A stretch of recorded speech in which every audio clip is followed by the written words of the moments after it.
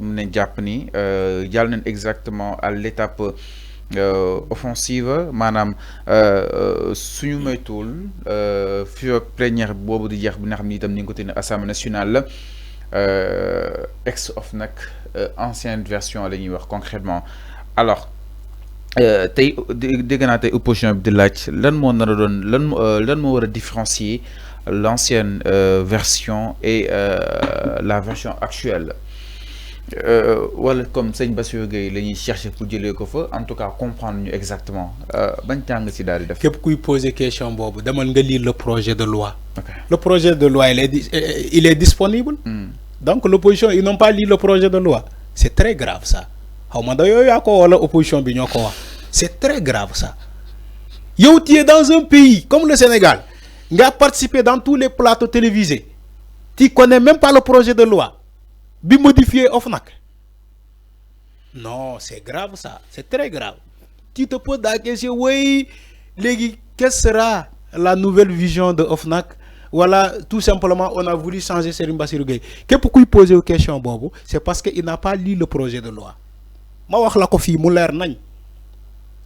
Même les gens qui ne sont même pas des journalistes, ils sont dans la rue. Au moins, sur le New Bonabon, ils ont accédé à l'informatique, comme à l'internet. Dugg nañ ci internet bi ba ñu récupérer le projet de loi bi modifié le projet de loi ma ñëw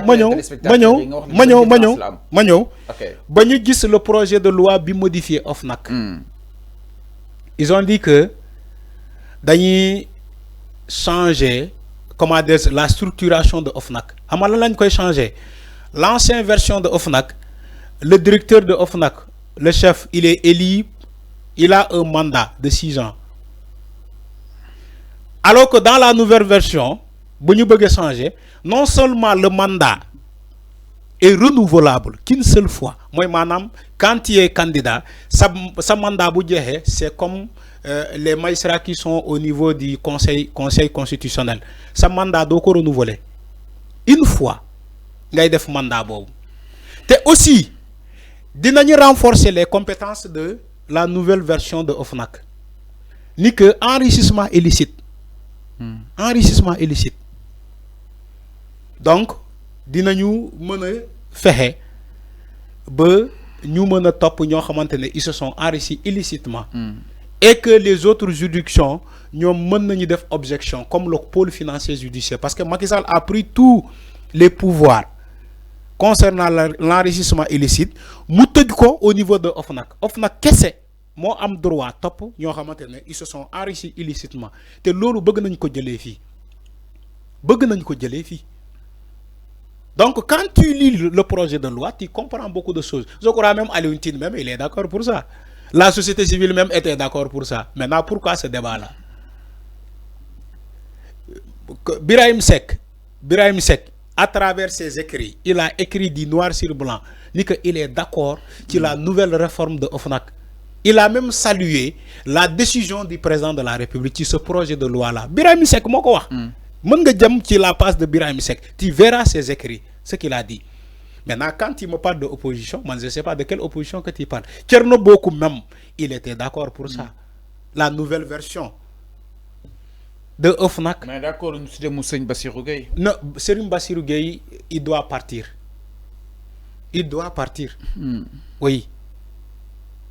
Tous les gens, en tout cas dans la tendance, Sénégalais, yep, d'accord que Serigne Bassirou Gueye, il doit quitter OFNAC. Il doit même rendre compte. Man yag na ko wax.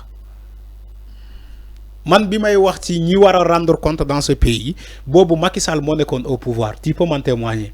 Yag na wax ni que Serigne Bassirou Gueye doit rendre compte. Thiandella Fall, Tanor Thiandella Fall, yag na ko wax fi. Bi jité won la direction générale des élections. Tanor Thiandella Fall, yag na wax fi ni que il doit rendre compte. Parce qu'il a saboté, quand vous êtes la direction générale des élections, il avait saboté, il a usurpé ses fonctions. Dañ ko né joxal fichier mu né duma joxé fichier damay xol ndax diw dañ ko convoqué dañ ko condamné définitivement ñu né ko Tanor Thiandella Fall ce que tu fais là c'est pas de tes compétences. Donc toutes ces personnes là doivent rendre compte parce qu'ils ont saboté ces institutions là. Serigne Bassirou Gueye en tant que procureur il a fait une projection de vidéo dans ce pays. buy naan way lii moo nekk ci compte Facebook di Ndeye Khady Ndiaye alors que les Sénégalais ils savent la réalité c'est archi faux du loolu moo am donc il y a beaucoup de choses qu'on doit régler dans ce pays c'est pas OFNAC seulement aujourd'hui vous parlez de OFNAC c'est pas OFNAC seulement il y a beaucoup de choses qu'on doit régler dans ce pays parce que lu fi yàqu ay nit ñoo ko yàq du ay mala du ay bëy ay nit ñoo ko yàq. Et ces personnes-là, ils sont là jusqu'à présent. Il faut les sanctionner. Comme ça, Kenen Soube doit défaire la même chose. Man, c'est comme ça que ça fonctionne. Institutions, il faut respecter les institutions. Niti incarne, les personnes qui incarnent ces institutions-là, ils doivent respecter ces institutions. S'ils ne respectent pas les institutions, on les sanctionne. Comme j'ai dit le cas de Tanor Tchandelafal, comme j'ai dit le cas de Serigne Bassirou Gueye de El Hadji Issa Sall bu CDC ainsi de keneen ak keneen général Moussa Fall général Yag ainsi que d'autres personnes. Donc ces personnes-là il faut que nous réglions ce problème bu fekkee ils ont saboté les institutions il faut les sanctionner man loolu laa gëm. Mais il faut pas ngeen sanctionner ay nit yoo xamante ne defuñu dara léegi ñu yor ay dara ya ñu ne kenn du leen sanctionner au nom de quoi il faut les sanctionner tout simplement. Mais quand même gis neen que ni ki nga xam ne que moo di sëñ Bassirou Gueye génn na dëkk bi ñuy jàpp ni dina ñëw ñuy jàpp ni du ñëwaat concrètement. loolu ay spéculation la rek. non dem na moom. non waxuma la dem bi am na. ok li ngay wax ni dina ñëw wala du ñëw. waaw loolu laay wax ay spéculation la rek ku nekk xalaatam lay joxe mais on sait pas que ni loolu moo am dina ñëw wala du ñëw maintenant on l'attend en tout cas defu fi dara de kenn jugé wu ko. léegi bu fekkee daw na lan moo tax mu daw non dama ne bu fekkee daw na moo tax ma ne la ay wax la dong la rek ay spéculation ay nit ñooy ne daw na wala dawul dina ñëw dina ñibbisi wala du ñibbisi loolu ay wax neen la ñun dañuy xaar ba mu ne fang ñu gis ko. bu fekkee moom ay daw la dañ koy laaj li waral daw boobu parce que moom ba léegi kenn atewu ko kenn convoqué wu ko lu tax muy daw man jàpp ma ni que dafa daw il a déposé sa famille en France il va revenir. loolu laay gëm loolu laa jàpp jusqu'à la preuve du contraire man loolu laay jàpp ba keroog ñu ne ma effectivement daw na dans ce cas je vais revenir dans le débat mais pour le moment dama jàpp ni que peut-être il est allé en vacances. En attendant, il sait ce qui se passe à l'Assemblée nationale. Il va en vacances, il laisse le poste vacant.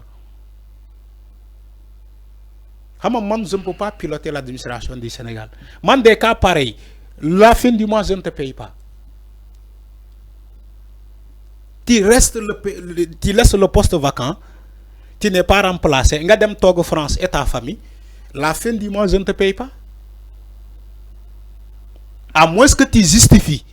Li waral nga dem France mais beaucoup justifié wul man mota man Arfan man je ne peux pas piloter l'administration du Sénégal parce que ñi bari ñi def sen réewande ni la fin du mois je ne les paye pas à moins nga andi ma justification ma fay la soyons sérieux mais man japp ma ni dafa daw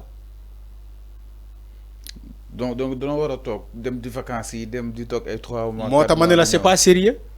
c'est pas sérieux. parce que kenn wàcceewu ko instant bii nii. moo tax ma ne la c'est pas sérieux. xam nga dégg nga ma ne bu fekkee man maa yoroon administration bi duma ko fay salaire mois bi. mais dafa am ay dog-dog rek peut-être yu mu. ay dog-dog mooy lan mooy mu justifier dog-dog yooyu. léegi bu justifier dog-dog yooyu ñu fay ko. comme les greffiers qui étaient en grève gis nañu fay ñu la anañu dañoo dellu jëlaat seen poste di liggéey. c'est comme ça sénégalais dafa lay day nappaate rek sénégalais bëggul mu lu métti boo ko tegee rek day revenir à de meilleurs sentiments loolu mooy jikko sénégalais ñi fi nekkoon di grève les acteurs de la justice les greffiers là ba waral procès bu naree am du am ñu reporté ko ku soxla casier judiciaire doo ko am dañ lay ne ñu ngi en grève mais quand l'État a endurci état ba mu durcir comment dirais-je somme mu ne leen duma leen fay effectivement fay ñu leen mais gis nga ñu ils se sont précipités pour arrêter la grève ñu delluwaat dem liggéey moo tax ma ne la Serigne Bassirou Gueye bu fekkee dafa daw man waxuma dafa daw de parce que man gëwuma baatu boobu. alors mi non maintenant bu fekkee dafa daw mu bàyyi fii postam parce que ba léegi ils sont en plénière ils votent la nouvelle loi. changé guñu OFNAC il n'a pas le droit de laisser son poste vacant.